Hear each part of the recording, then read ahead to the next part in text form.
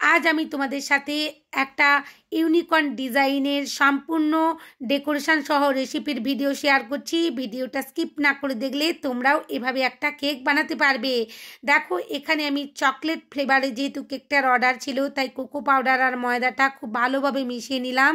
আর এটা ছিল 2 পাউন্ডের একটা কেকের অর্ডার, তাই 4টে ডিম ভেঙে নিয়েছি। সমস্ত কিছু উপকরণ আমি রুম টেম্পারেচারে নিয়েছি, আর ডেসক্রিপশান বক্সে আমি দিয়ে দেব সমস্ত কিছু উপকরণ আমি কোনটা কত গ্রাম নিয়েছি। ধীরে ধীরে দেখো এখানে আমি চিনিটা ভালোভাবে মিশিয়ে নিচ্ছি। 3 থেকে 4 ধাপে মিশিয়ে নিচ্ছি, কখনোই একসাথে সমস্ত চিনিটা দিয়ে দিলাম না। দেখো 3 থেকে 4 ধাপে মিশিয়ে নেওয়ার পর ভালোভাবে এভাবে 5 থেকে 6 মিনিট বিট করব আমি। 5 মিনিট বিট করলেই চিনি আর ডিমটা খুব ভালোভাবে মিশে যাবে আর একটা ফোমি আকার হয়ে যাবে। আর বিটারের কাটা সবসময় হাই রাখতে হবে, কখনোই লোতে রেখে করবে না, দেখবে ফোমটা রেডি হতে সময়ও লাগবে আর পারফেক্টভাবে হবেও না। তাই বিটারের কাটা সবসময় হাই রাখবে। দেখো একই ডাইরেকশানে আমি খুব সুন্দরভাবে মিশিয়ে নিয়েছি। এরপর আমি চকলেট এসেন্স দিয়ে দিলাম আর ভ্যানিলা এসেন্স দিয়ে দিলাম। এটা যেহেতু চকলেট কেক ছিল তাই চকলেট এসেন্সটা অবশ্যই দিতে হবে। এরপর আমি তেলটা দেওয়ার পর 6 থেকে 7 সেকেন্ড বিট করেছি, বেশি সময় বিট করলাম না। এখানে একটা স্ট্রেনারের মধ্যে আমি সমস্ত শুকনো উপকরণগুলো ধীরে ধীরে দেখো একই ডিরেকশানে আমি মিশিয়ে নিচ্ছি। আর 3 থেকে 4 ধাপে আমি চেলে চেলে মিশিয়ে নেব। তোমাদের যাদের চকলেট কেকের এই ব্যাটারটা মাখাতে গিয়ে অসুবিধে পড়ো তারা অবশ্যই কিন্তু এইভাবে পদ্ধতিটা অবলম্বন করতেই পারো। স্ট্রেনারের মধ্যে দিয়ে ধীরে ধীরে দেখো আমি চারিদিকে ইভেনলি স্প্রেড করে দিলাম, কিন্তু এক জায়গায় আমি সমস্ত ময়দা বা কোকো পাউডারটা দিলাম না, ভালোভাবে ছড়িয়ে দিয়েই আমি কিন্তু মাখিয়ে নিচ্ছি। একই ডিরেকশানে মাখাচ্ছি, তোমরা ভিডিও দেখতেই পাচ্ছ, কোনো তাড়াহুড়োর কোনো এখানে প্রশ্ন নেই। আর সমস্ত কিছু কিন্তু উপকরণ তোমরা রুম টেম্পারেচারেই নেবে। এখানে 2টো মোল্ড আমি রেডি করে রেখেছিলাম, একটা 7 ইঞ্চির মোল্ড আর একটা 5 ইঞ্চির হাইটেড মোল্ড। কারণ 5 ইঞ্চির যে মোল্ডে আমি কেকটা বেক করব ওটা আমি একটু হাইটেরই করব, তাই হাইটেড মোল্ডটা আমি নিয়েছি। আমি বেক করে নিয়ে এসেছি, দেখো কত সুন্দরভাবে আমার কেকগুলো বেক হয়ে গেছে। খুব নরম সফট স্পঞ্জি কেক রেডি হয়েছে। তোমাদের আমি ডিমোল্ড করে লেয়ার কাট করেও দেখিয়ে দেব। এক্ষেত্রে কিন্তু খুবই ধীরে ধীরে তোমরা এই রকম প্যালেট নাইফ দিয়ে করবে, নালে কিন্তু স্পঞ্জটা ভেঙে যাওয়ার সম্ভাবনা থাকবে। খুবই ধীরে ধীরে ডিমোল্ড করবে। এরপর দেখো একটা ব্লেন্ড নাইফ দিয়ে আমি ধীরে ধীরে 3টে লেয়ারে ভাগ করে নেব। ওনারা কোনো রকমের কোনো কিছু ডিজাইন আমাকে দেননি। আমার উনি রিপিটেড কাস্টমার, তো উনি আমার কাছ থেকে সবসময় কেক নেন ওনাদের জন্মদিন বা যে কোনো অনুষ্ঠানে। তো উনি ডিজাইনগুলো আমারই উপর ছেড়ে দেন। আমি আমার মন মতন, মনের ইচ্ছে মতন খুশি করে আমি কেকটা সাজিয়ে দিয়েছি ওনাদের। ওনারা খুবই আনন্দিত, খুবই খুশি হয়েছেন। আর ধীরে ধীরে দেখো আমি এখানে লেয়ার কাট করে দিলাম।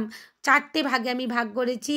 এরপর একটা আমি বোর্ডের মধ্যে ক্রিম লাগিয়ে নিলাম। কেকটা অনেকটা দূরেই যাচ্ছিল, অবশ্যই কিন্তু বোর্ডের মধ্যে ক্রিম লাগাতে ভুলবে না, ক্রিমটা অবশ্যই লাগাবে। এরপর দেখো স্পঞ্জটা সোপ করে নিয়েছি, স্পঞ্জে যেমনভাবে আমি গানাশ দিয়ে দিলাম। এরপর ক্রিম দিয়ে দিলাম, দিয়ে ভালোভাবে ইভেনলি চারিদিকে স্প্রেড করে দিচ্ছি একটা প্যালেট নাইফের সাহায্যে। এইভাবে ধীরে ধীরে কাজগুলো করবে আর পারফেক্টভাবে করার চেষ্টা করবে। আর সবসময় কোয়ালিটি মেনটেন্স করে করার চেষ্টা করবে। যখন দেখবে কোয়ালিটি মেনটেন্স করে তুমি কাজ করছো, তোমার কাজটাও ভালো হচ্ছে, তুমি নিজের দিক দিয়েও স্যাটিসফাই থাকবে, উপরন্তু কাস্টমারও খুশি হবে আর তোমাকে পুনরায় অর্ডার করবে, মানে কাস্টমার রিপিটেড হবে, সেটা নতুন কাস্টমার হোক কিংবা পুরনো কাস্টমার। তাই সব সময় আমি বলবো কোয়ালিটি মেনটেন্স করে কাজ করবে।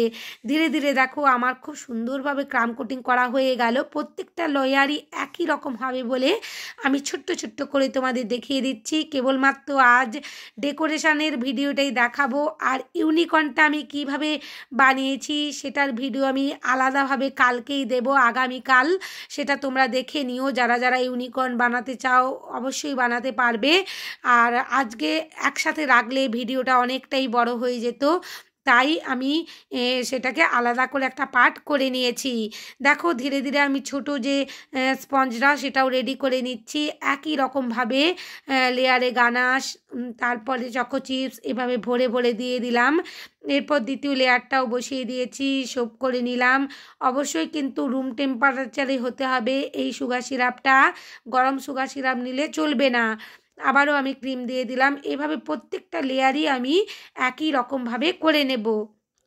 এই ছোট স্পঞ্জগুলো রেডি করতে একটু সময় লাগে আর একটু ধৈর্য ধরেই করতে হবে, কারণ এগুলো যেহেতু টিয়ারে বসানো হবে তুলে, তাই বোর্ডের নিচে কখনোই ক্রিম লাগানো যাবে না। আর ক্রিম না লাগালে বারবার স্পঞ্জগুলো এদিক সেদিক হতে থাকবে আর তোমার পারফেক্টভাবে ফিনিশিং আনতে অসুবিধে হবে। তাই অবশ্যই একটু হাত দিয়ে ধরে বোর্ডটা ধীরে ধীরে আমার ভিডিওয়ে দেখানো প্রসেস অনুযায়ী করে নিও। লেয়ারগুলো একই রকমভাবে রেডি করছি বলে তাই বিশেষভাবে ডিটেলসে দেখালাম না। যেটা দেখিয়েছি আশা করছি তোমরা পারবে করতে, যারা নতুন কেক বানাচ্ছো বা যারা কেক বানাচ্ছো কীভাবে লেয়ারে ফিলিং করবে সেগুলো বুঝতে পারছো না, তাদের উপকারে আসবে আশা করছি। যদি আমার এই কেকের রেসিপিটা আর ডেকোরেশনটা তোমাদের ভালো লাগে প্লিজ চ্যানেলটা সাবস্ক্রাইব করো আর পাশে থাকা বেল আইকনটি ক্লিক করতে ভুলো না, যাতে সমস্ত ভিডিওর নোটিফিকেশান তোমাদের কাছে পৌঁছে যায়। আর লাইক শেয়ার কমেন্ট অবশ্যই করো, তোমাদের লাইক শেয়ার কমেন্ট আমাকে নতুন নতুন কাজ করতে উৎসাহিত করে। দেখো তোমরা ভাববে দিদি প্রত্যেকটা ভিডিও বলে, সত্যি তোমাদের কমেন্ট আর লাইক শেয়ার আমাকে নতুন নতুন কাজ করতে উৎসাহিত করে। এই কাজটা তোমাদের ভালোবাসার জন্যই আমি করেছি, তোমাদের কাছে প্রেজেন্ট করব বলে করেছি, কারণ কাস্টমারের কোনো রকমের ডিমান্ড ছিল না এই কেকটার ডেকোরেশনের জন্য বা ডিজাইনের জন্য, শুধু ফ্লেভারটাই বলে দিয়েছিলেন চকলেট। দেখো এখানে 3টে বাটিতে আমি ক্রিম নিয়েছি, 3টে কালার মিশিয়েছি। আর কালার মেশানোর সময় কিন্তু ভীষণই ধীরে ধীরে আমি একই রোতে মিশিয়েছি।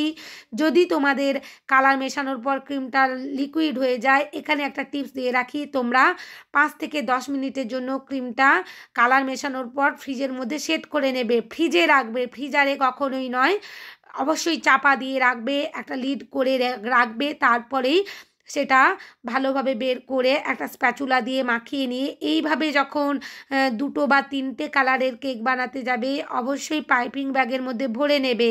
আমি কিন্তু একই সাথে সমস্ত ক্রিম পাইপিং ব্যাগের মধ্যে ভরে নিচ্ছিলাম না, যখন যেই ক্রিমটা আমি ইউজ করছিলাম সেই ক্রিমটাই তখনই ভালোভাবে স্প্যাচুলা দিয়ে মাখিয়ে নিয়ে তারপরে পাইপিং ব্যাগের মধ্যে ভরে নিচ্ছিলাম।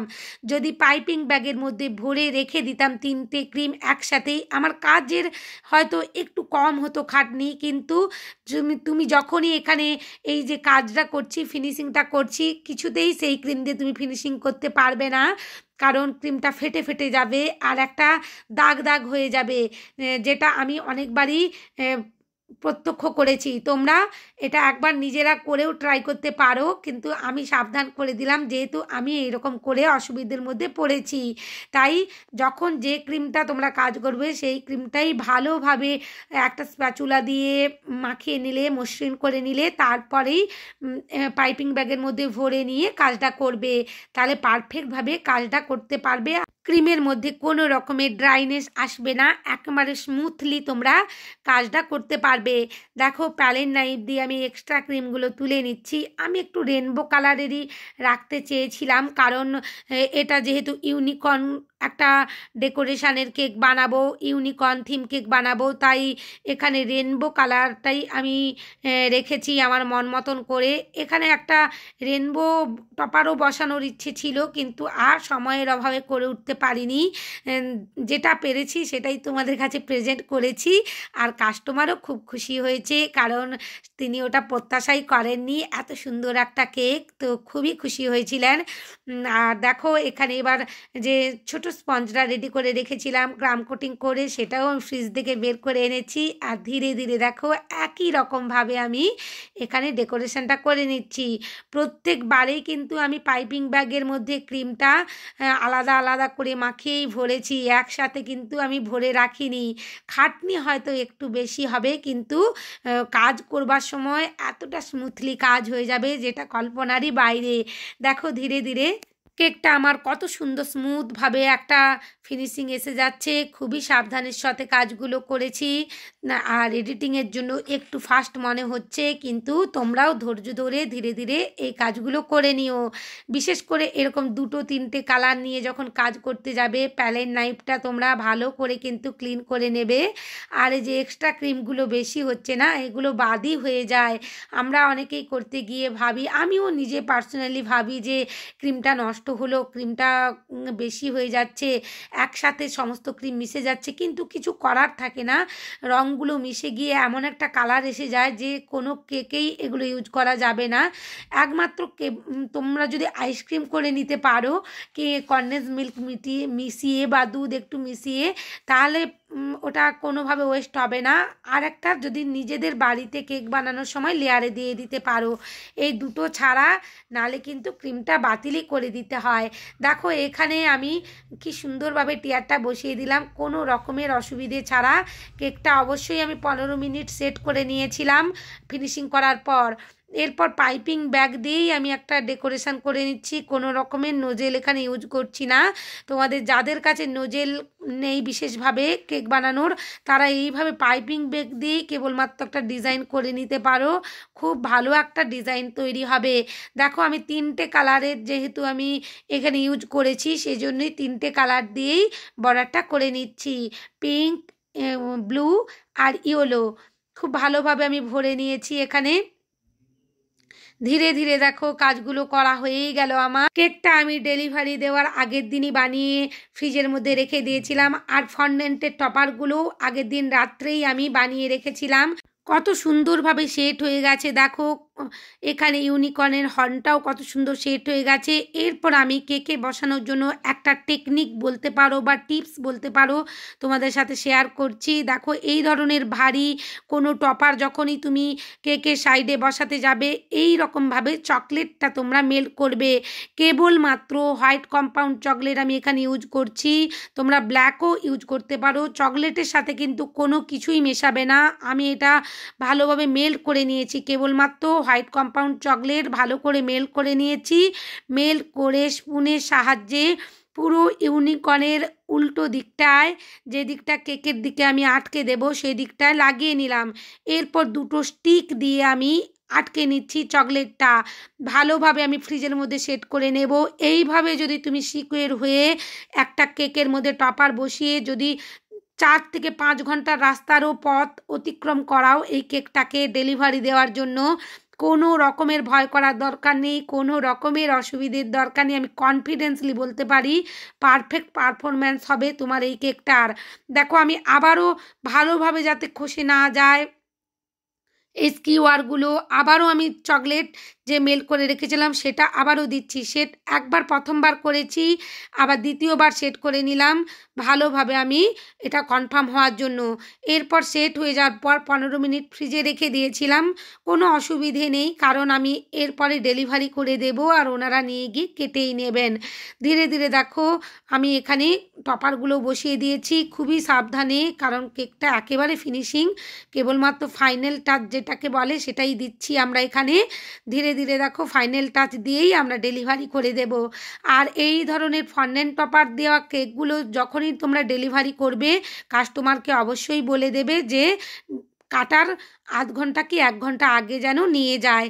এখানে দেখো হর্নটা বসিয়ে দিয়েছি, খুব ভালোভাবে আমি হর্নটা রেডি করেছি। সমস্ত কিছু ডিটেলসে আগামীকালের ভিডিওই বলে দেব। যদি ভিডিওটা ভালো লাগে প্লিজ প্লিজ তোমরা নতুন বন্ধু হয়ে থাকলে চ্যানেলে সাবস্ক্রাইব করো চ্যানেলটা। আর এক্সট্রা কয়েকটা আমি কেশর বসিয়ে দিচ্ছি এখানে ইউনিকর্নের মাথায়। সবাই খুব ভালো থেকো, অনেক ধন্যবাদ তোমাদের ভিডিও দেখা।